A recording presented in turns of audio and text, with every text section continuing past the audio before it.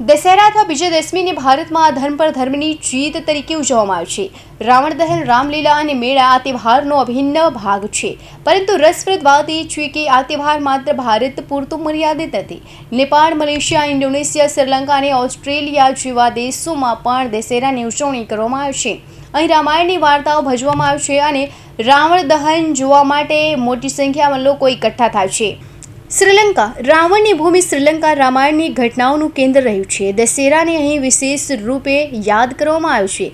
જો કે અહીં રાવણને રાજા તરીકે જોવામાં આવે છે, તેમ છતાં ઘણી જગ્યાએ રામલીલાનું આયોજન કરવામાં આવે છે. આ દર્શાવે છે કે રામાયણની કથા અહીંની સંસ્કૃતિમાં કેટલી ઊંડી રીતે જોડાયેલી છે.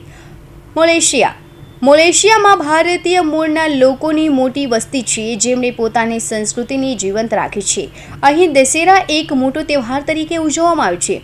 એટલું જ નહીં, રામલીલાનું આયોજન કરવામાં આવે છે અને રાવણના પૂતળાનું દહન પણ કરવામાં આવે છે. આ ભારતીય સંસ્કૃતિની ઝલક જોવા મળે છે, જે મલેશિયામાં પણ એટલી જ જીવંત છે. ઇન્ડોનેશિયા મુસ્લિમ બહુમતી ધરાવતો દેશ હોવા છતાં રામાયણ અને મહાભારતનો અહીં ઊંડો પ્રભાવ છે. રામાયણની વાર્તાઓ તેમની પ્રાચીન સંસ્કૃતિમાં ખાસ સ્થાન ધરાવશે, જેના કારણે દશેરા પર રામાયણના દ્રશ્યો ભજવામાં આવે છે અને રાવણના વધનું નાટક ભજવામાં આવે છે, જે સંદેશ આપે છે કે અધર્મ પર હંમેશા ધર્મનો વિજય થાય છે. અહીં રાવણના પૂતળાનું દહન પણ કરવામાં આવે છે. નેપાળમાં દશેરાને દસૈન કહેવામાં આવે છે અને તેને વેઓનો સૌથી મોટો અને સૌથી મહત્વપૂર્ણ તહેવાર માનવામાં આવે છે.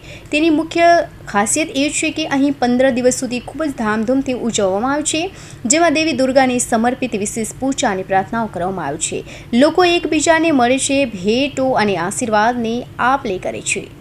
ઓસ્ટ્રેલિયા જેવા દૂરના દેશોમાં પણ દશેરા અને દુર્ગા પૂજા ખૂબ જ ઉત્સાહથી મનાવવામાં આવે છે. હિન્દુ સમુદાયના સભ્યો રાત્રિની પ્રાર્થના અને રામલીલાના કાર્યક્રમોમાં ઉત્સાહપૂર્વક ભાગ લે છે. વિદેશમાં પણ ભારતીય પરંપરાઓ ખૂબ જ ભક્તિભાવથી મનાવવામાં આવે છે. Bureau report, Hind TV news, Surat.